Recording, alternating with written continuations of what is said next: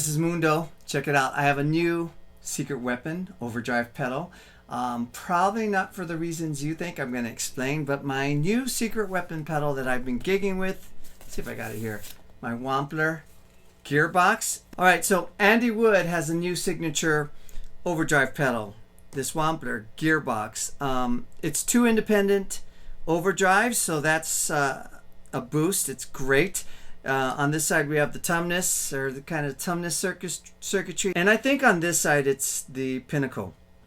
And then you can use them independently. You can also stack them, so we're going to talk about that. For the video that you saw, it's kind of simulating what I'm doing when I'm gigging lately, because lately the gigs I'm doing, no speakers. Or if there's a speaker, you're playing really quiet and you get to push a little air, but what's coming out is a direct line. And in this case, I was using this Blubox.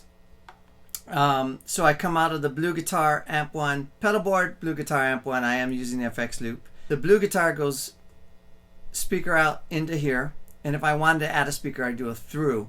Then you just take this balance line to the house, and that's what you hear. You're getting an in-ear signal. I always leave it the same, by the way. Just this is your mic position. Just sounds good to me. And I always use the stacked 1970 IR that Thomas Blug has provided there. So that's what I used on the video. And the first 2 guitars are rhythm guitar. I went for a real trashy, bright sound. Not my forte. I just wanted to see if I could use it, and that was just channel 1, the Tumnus side. And then the solo was just channel 2 by itself. And then when I did the Shreddy Krueger kind of part, I combined them both. So you can combine them both, and you have the option of stacking channel 1 into channel 2, or in this case 2 into 1, and I'll show you all of that. So like I'm saying, they're in-ear gigs, so this would be my rig right here, and this is where you're hearing everything, including the bass player, the singer. The singer might have tracks or not a track, a guide vocal in there that says go to the bridge, go to this, and hey, I'm a mercenary, that's what I'm doing now. So they're in-ear gigs. Andy Wood, if you don't know who he is, check him out. I'm surprised if you haven't heard of him. He's one of my favorite guitar players. He's a monster, and I'd follow him instantly on YouTube after you watch this video.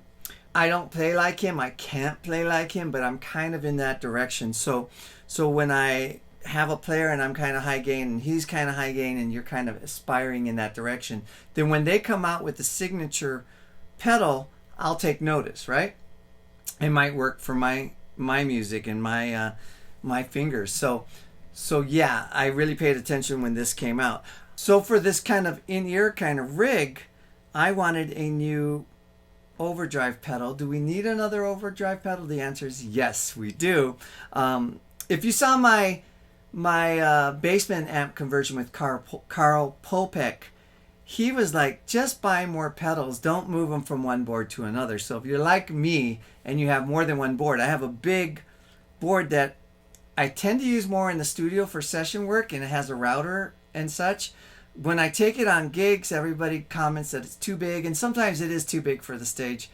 I think it's just right. So this is not that small, but it's my smaller pedal board. My main high gain overdrive pedal is the Andy Timmons JHS AT pedal, and I haven't been able to really make that work for in-ear gigs, because in essence these in-ear gigs are quieter gigs. So I was looking for a new pedal for a quieter gig. So quiet meaning it might be coming out of the house in mains loud, but you can't work an amp. And that Andy Timmons, that AT pedal, really works great when you can work an amp and then push the front end of that amp with that pedal. It's a great combination, and I love it with my Dirty Shirley amp. In this case, let's say no amps. I'm not using a speaker. If you're kind of known for one thing, and in my case, when I take solos, it's a high gain sound, maybe short of a real metal sound. It's just a high gain sound. I'm finding with some of the high gain stuff that I do, it sounds small, or it's oversaturated, or it just finds a way not to cut through the mix. So I took a chance and got this. I'll give you a quick idea of how this does sound live. It is cutting. I'm very happy with this, and I'm able to feel like I've got my high gain sound with a lot of clarity and a lot of definition. Like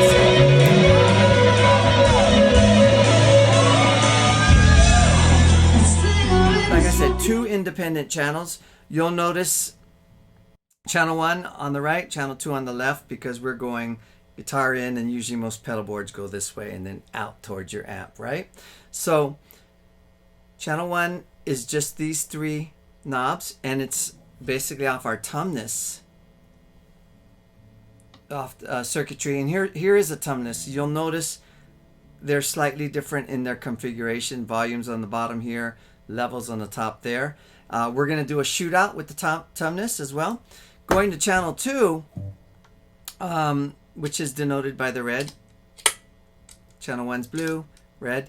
Going to channel 2, like I said, I think it's based off the Pinnacle. If you've seen my other videos, I have a pet peeve when there's not enough contrast to see what's happening on a dark stage. Maybe I might have a picture of our stage.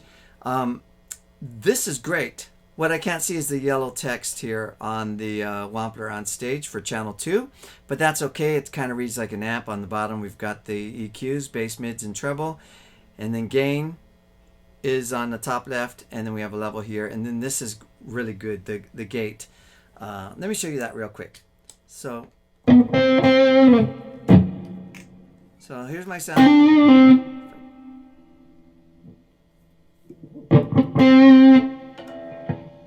Hopefully you can hear all that that noise. So what I do for the gate is I just turn this. You can hear how the noise disappeared, right? Nice. So what's really cool about that is if you're using these in-ears and everyone else is using in-ears, if they hear any little buzz, and it's usually coming from us, right? If they hear any buzz, everybody's has to announce, I hear a buzz, what is that? Get rid of that. This helps me. I got the high gain thing, I get rid of that buzz. Channel 1 can get noisy, but back off the volume and I'm good.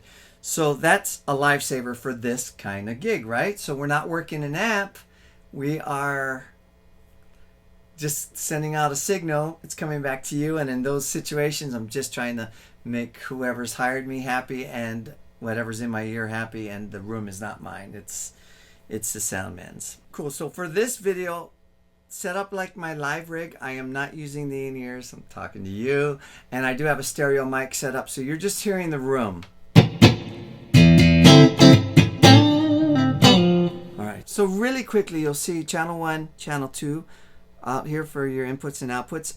In a pedalboard situation, just use the solid triangles. So I'm going into the Tumnus, coming out of the channel 2. I'll start saying into channel 1, coming out of channel 2, into the rest of the board, to the front end of the amp.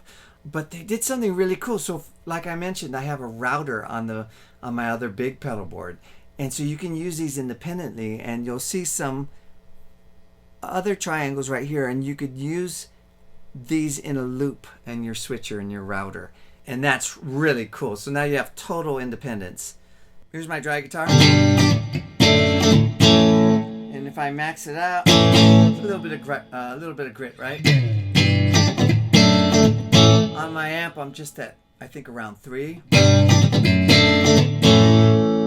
If I added channel 1, back off the volume.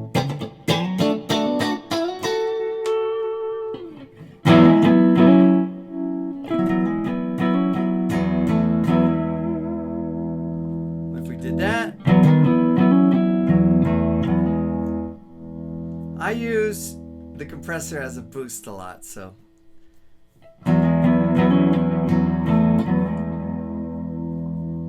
just a little bit of grit, and I guess I'm using channel 1 as a boost as well, even when I use it stacked with channel 2.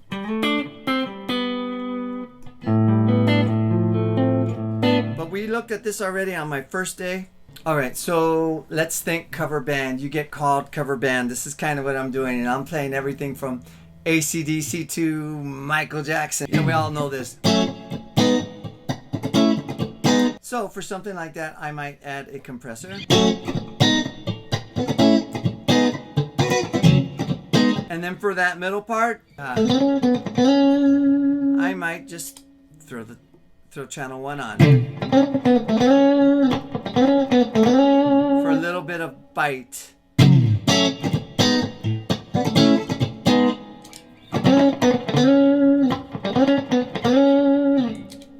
I don't use overdrives with the compressor much. I am using it with this channel 1 a lot.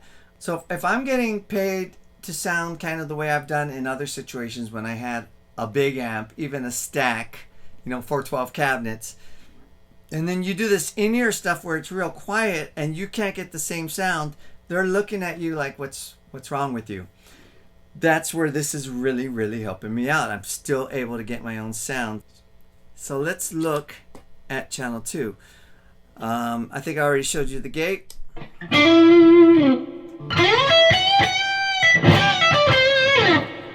I got this for high gain solo sounds, but let's just listen to some rhythm. Channel 1.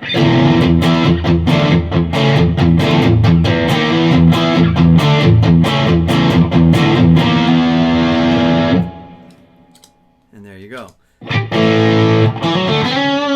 I got the bass up a bit. I think I was missing that on my in my in-ears, so I boosted up the bass. Usually on amps, the bass is down. Let's turn this bass down. I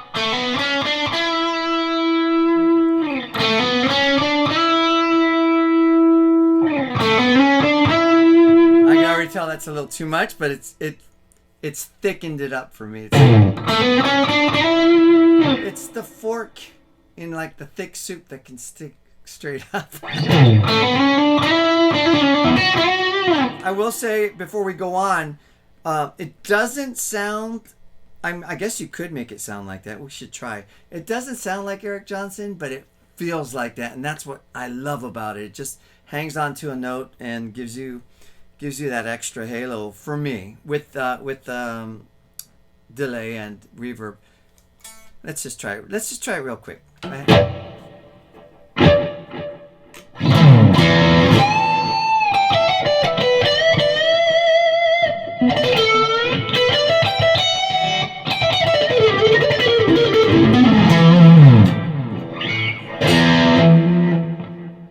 Bridge pickup, that was a neck pickup.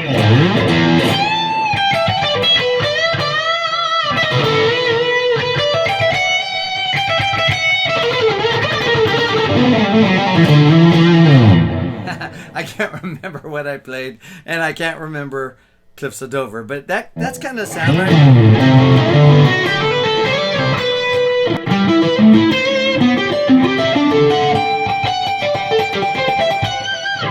So awesome. This feels great.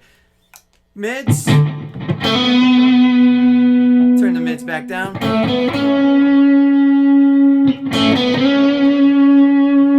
O'clock. That helps cut. A little annoying for me at that point, so I just go there. And speaking of which, all these boxes are subjective. So for me, my criteria is to find a stomp box that is musical, because at a certain level, good quality companies, good quality stomp boxes, they all sound good. So you have to find what's musical, and that's only subjective to you. In this case, I'm telling you this works for my fingers. It's musical for me. And boy, it's very different from the dual fusion Wampler I used to have, and you may have seen me play with before in my older videos. I love the way that sounded. I didn't find it as musical.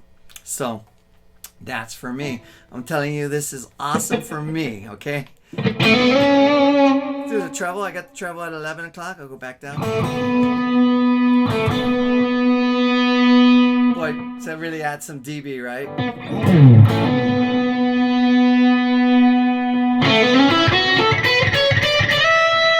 And I usually have a darker solo sound than most people, so yeah, that's nice for me. I'll just go up to 2 o'clock.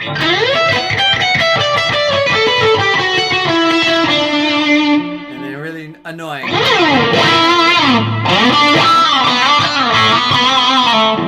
Yeah, let's go back to 11 o'clock for me.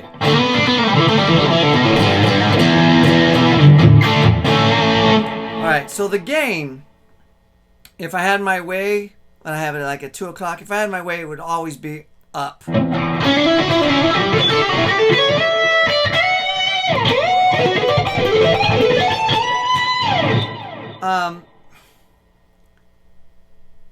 I find when I listen to mixes back, if I have my gain too high, I don't have much clarity in my notes. It doesn't help cut through the rig. So like I said, I would still want the gain higher, but this is kind of where I settled on after listening to some little mixes I had, like some of these iPhone videos I'm sharing.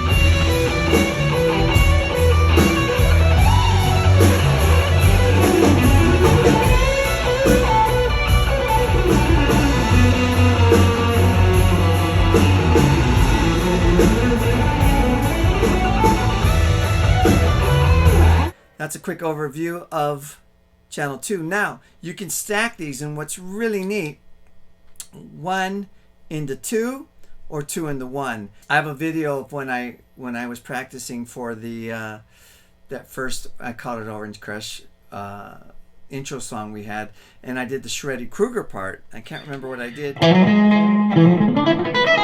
Something like that. But when I did that, I was just switching between, and I'm going to show you that. Mistakes and all.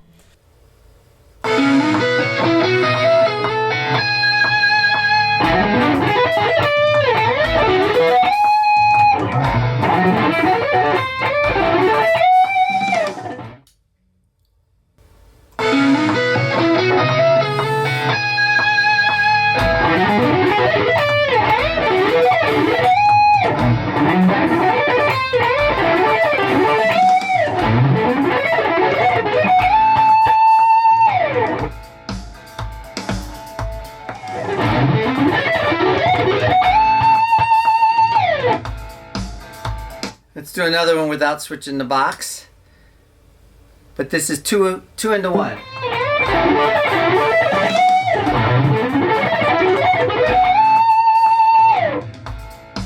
So not much of a difference that I can hear from that. And what you're hearing in that example is just the camera microphone. But I can really feel the difference. I always thought if you take the saturated part, which is in channel 2, and follow it up afterwards with channel 1, it's boostier, more percussive, more clarity. And I kind of do that with my other pedal board. I'm finding that I hear that when I go 1 into 2. So channel, like the Tumnus into the Pinnacle, or channel 1 into channel 2. I'll show you what I mean. This is just channel 2 by itself. And then if I hit this, this is 1 into 2. So we're going from guitars going through channel 1 into channel 2.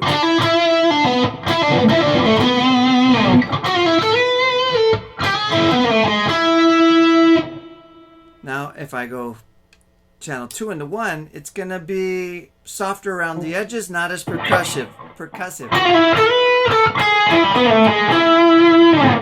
I find I get a little more sing that way for the in-ears. So I've been using 2 into 1, but my mentality, it would sound more like this.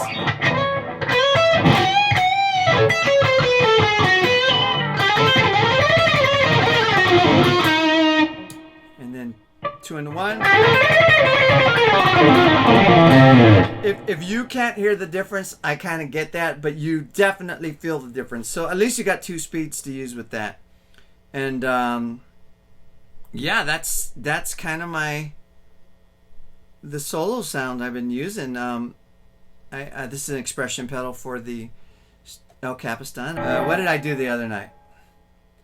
One of those, right?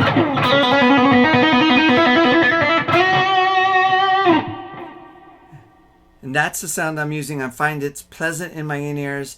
And I feel like I'm doing what I was able to do when I have my big amps. And I'm able to work those tubes, and I'm able to push the front end. This is just a different way of working. You know, when the climate changes, we don't change who we are, right? We just put on a different coat. And that's what I'm doing. I'm just being professional, a mercenary, and I'm going in and doing this gig and doing that gig and doing this gig. I lost my big gig with the show here in Vegas. Until that next one comes around, this stuff's working out for me. And I got to tell you, the Gearbox is getting me there. It's a great professional secret weapon. I'm sure it'll sound great in front of a loud amp. Everything can when you work in your own gear. All right, so tell me what you think. If there's anything I missed, write to me below and let me know what you want to know. I'd be glad to help you. If you like what I'm doing, please subscribe. I really appreciate it. Until the next secret weapon discovery I get, and when I do get it, I will share it with you. Until then, this is Mundo saying aloha.